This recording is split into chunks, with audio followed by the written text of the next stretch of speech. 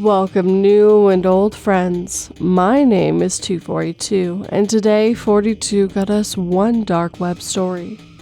These are stories about the dangerous side of the web, a part that you should only go if you know what you're doing. Please remember to like, subscribe, share, and comment. All these things help this channel quite a bit. Now, with all that being said, turn off your lights, make sure your doors and windows are locked. Things are about to get spooky.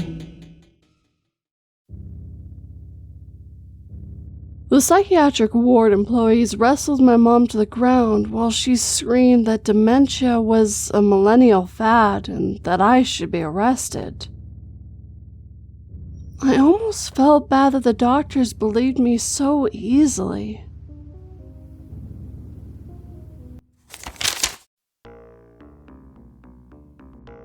Never install a browser to explore the dark web.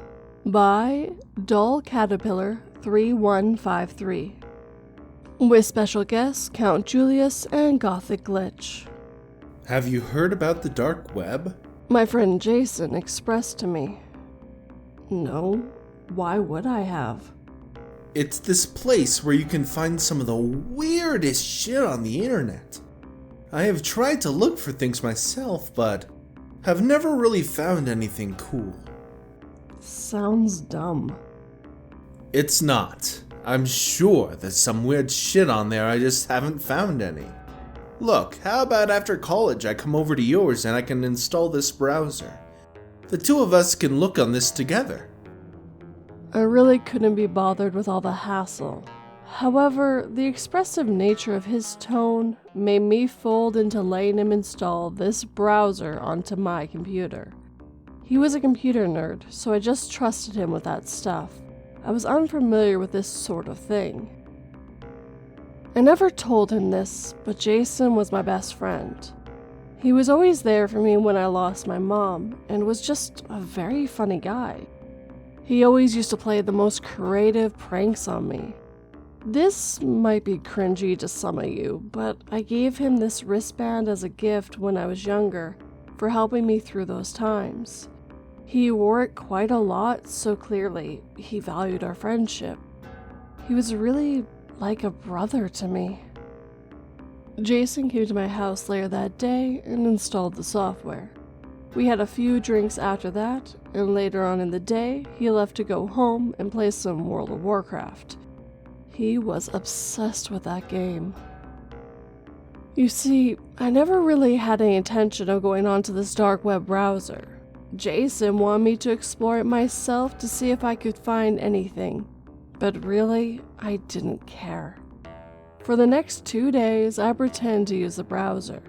When Jason asked me what I found, I just gave him short answers. Yeah, I looked and I haven't seen anything cool or interesting. Sorry, man. Jason let out an elongated sigh in disappointment every time. After the week was finished, I was in my room profoundly bored. You see, I lived alone in a small apartment. It was actually a place owned by my father.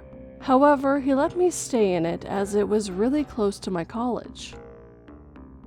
I didn't spend much time in that apartment. I liked to go out with my friends, have drinks, go watch sports matches, and spend time at the local arcade. On this Friday night, many of my friends didn't have time for me. Some of them were going to a concert which was already sold out. Jason was alone in his apartment feeling unwell. Another one of them had things to do with their partner too. I was left single in this tiny apartment with not an awful lot of entertainment. So, my stale state of affairs got the better of me. I made myself a cup of coffee and sat in isolation by my computer desk. I decided to use the browser Jason had installed to see if I could actually find anything of interest. When I opened the software, I was surprised to see that it looked like any other natural browser. It was called Doorfront, which I thought was an extremely bizarre title. It had everything you expected: A search bar, some tabs at the top of the screen, and some colorful touches at the background of the page. My eyes skimmed across the tabs and everything seemed exactly like Google. In the corner of the browser, something caught my eye. There was a smaller link which had a different color than the rest of the headings. It read, "Show me something I might not want to see." All the other links were blue, however this one was dark red, hidden away carefully in the corner of the page. Naturally, human beings are suckers for doing the opposite of what is told of them. I tell you not to think about elephants, you think about elephants. Naively, I pressed on the link expecting to see some really messed up shit. After a few seconds of tense waiting, I was pushed to a new page. I was stunned to see the page displayed the image of a goat. That's it. Just an image of a goat. It looked like it was laughing and had its tongue out skewed at a 90-degree angle. Immediately, I thought this link was some sort of troll. I smirked at how random this was. However, the link was still in the corner of the screen. Again, I pressed on it. This time, I was presented with a Wikipedia page of a war that took place in Egypt during the early 1000s. After a few more clicks, I realized what this "show me something I might not want to see" link actually was. It was a random search of the internet. Kind of a cool concept, however, I wasn't seeing anything cool or interesting. Just as I was about to stop pressing this random internet search button, I was taken to a type of page I've never seen before. It was a chat room with a distinct red background. It had a large chat box and also featured webcam images. Almost identical to how something like Omingle looks, except with a more sinister tone. Thankfully, my webcam wasn't on, and it seemed the other webcam was off too, as all I saw were two black squares. I just sort of stared into the black screen for a few seconds before perceiving that this page was probably broken.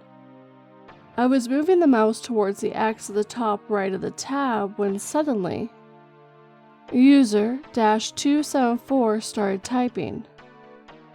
I waited anxiously for a few seconds before seeing, "Hello there." Talking to a stranger at 11:45 p.m. wasn't really an interest to me. On this night, however, I was alone with no friends, so I decided to reply. I let out an enthusiastic, "Hi." After a few long, awkward seconds, they started typing again. "What are you doing right now?" This seemed to be a forward question. However, I lousily answered, "Not too much, to be honest." I was already getting bored. Pressing the random internet search button was more fun than engaging in small talk with a random person. I moved the mouse over towards the "show me something I might not want to see" button. After a firm click, it appeared that the link was now not working for some strange reason. The person in the chat room started typing again.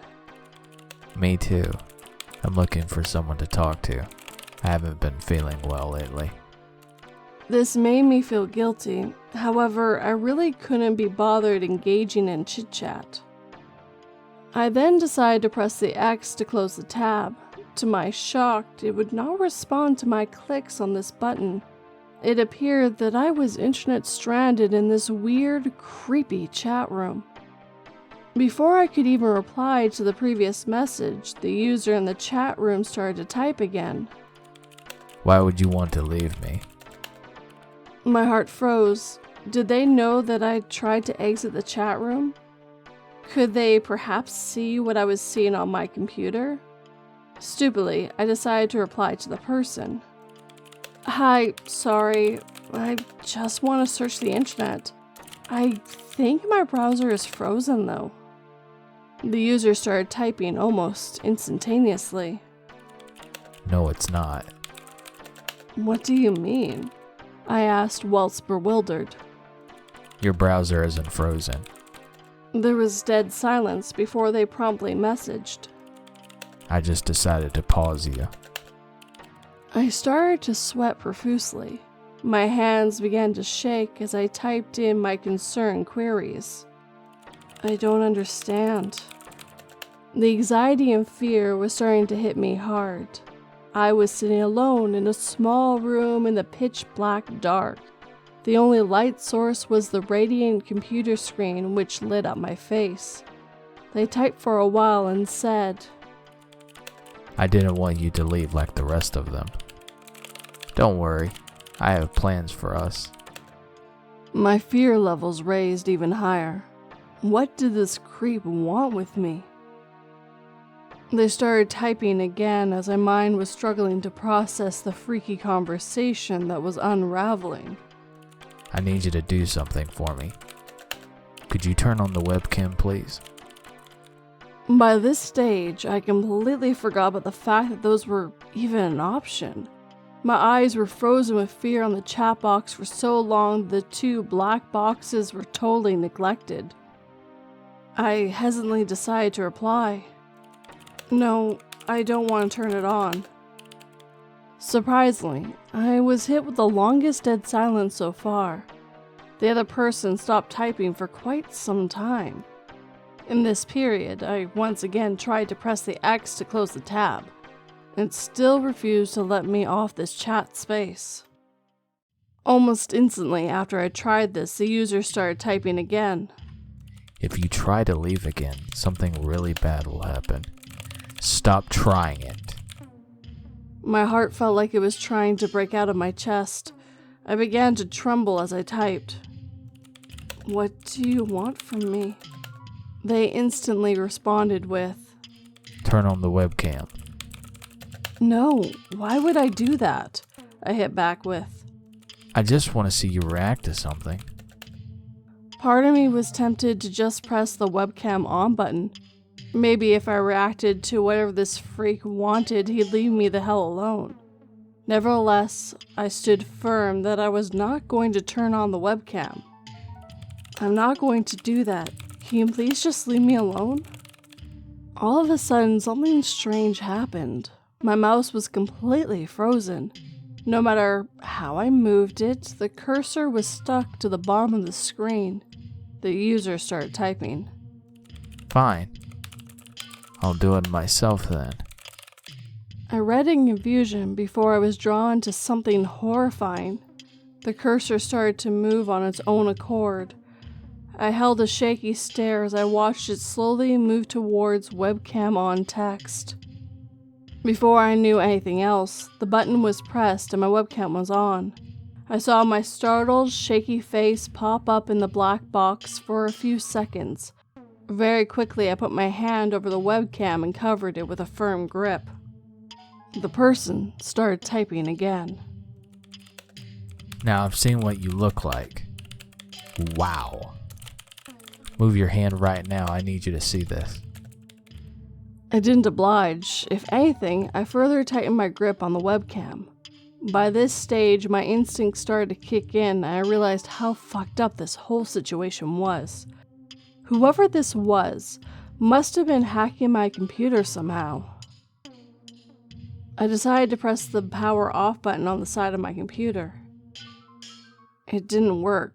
How can the power button on my computer not work? I watched in terror as the person typed again. I told you if you tried to do that again, something bad would happen. I don't think you understand how serious I am, Jordan. I felt my soul leave my body. Jordan was my name. They somehow got information on who I am. I never told them my name or anything about myself. All of a sudden, I could see them beginning to type again. Look, I mean you no harm.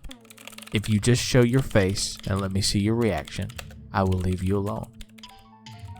I decided to do something very stupid. Going through it in my head, what was the worst that could happen if they saw my face? They might actually leave me the hell alone. My grip loosened and I slowly moved my hand from covering the webcam.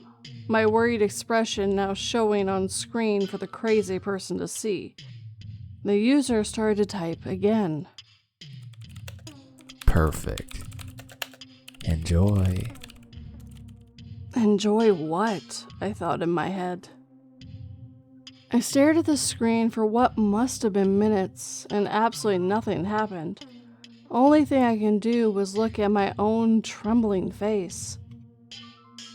Eventually, the other screen started to flicker, and it appeared the user had now turned on their webcam. I couldn't make out what I was looking at.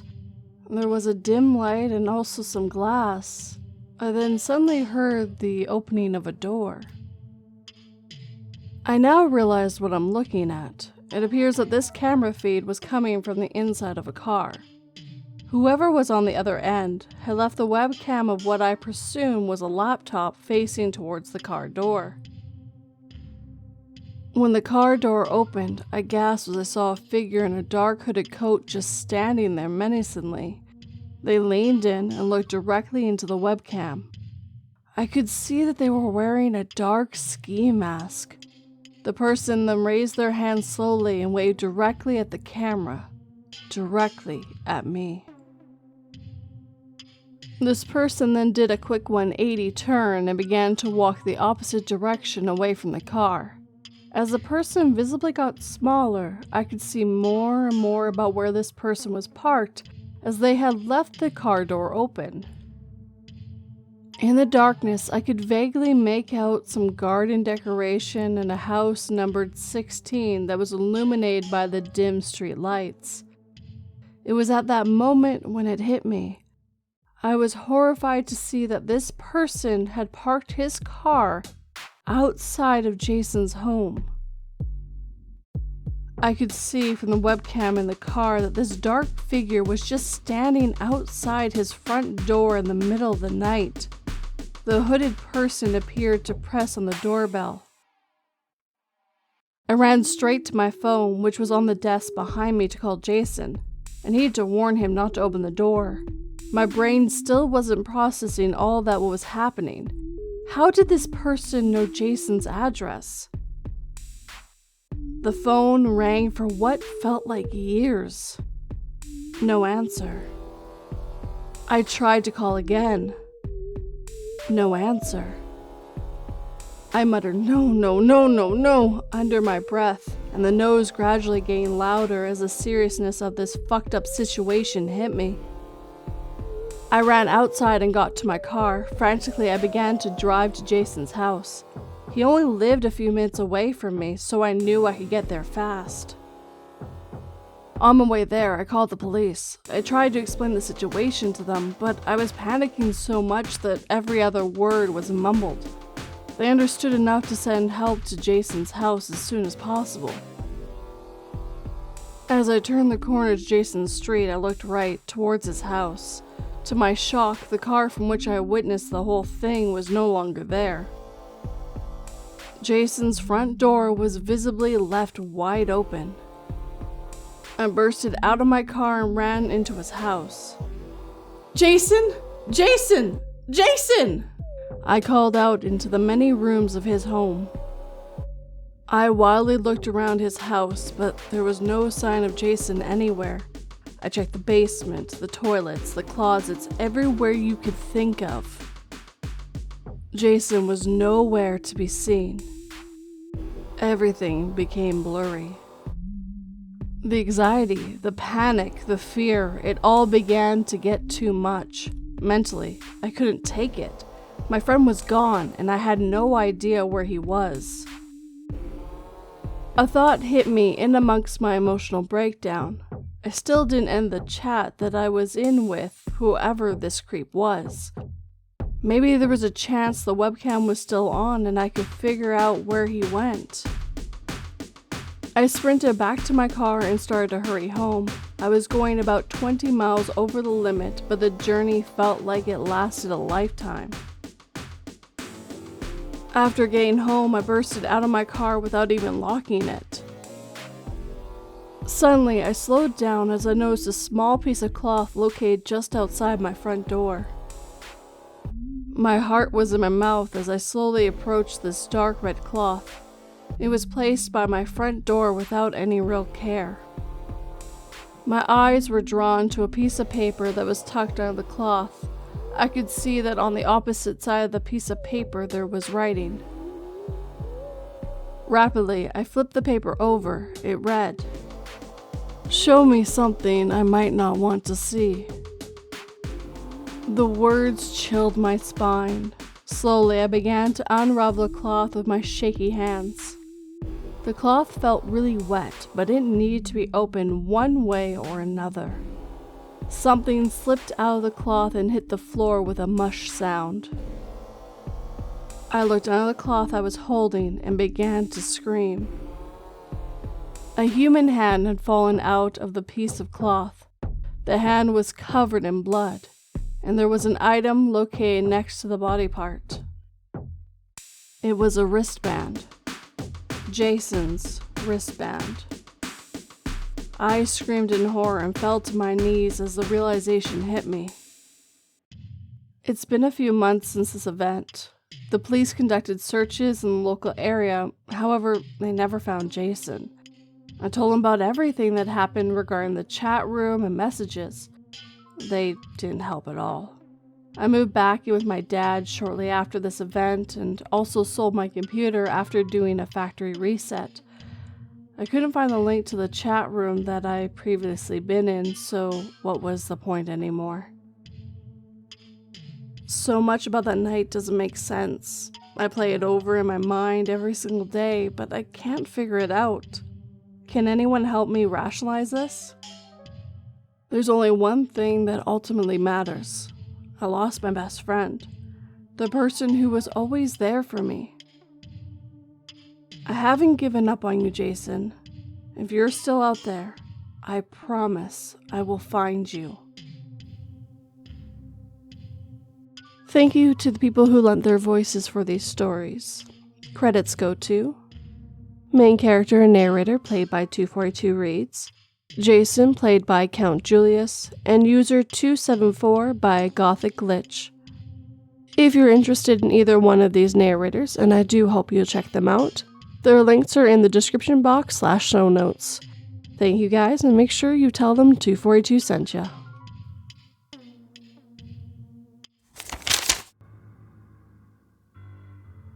My 6-year-old daughter wouldn't stop crying during her supposed best friend's funeral. I'm only looking out for her, and that she should settle for a nice young man instead.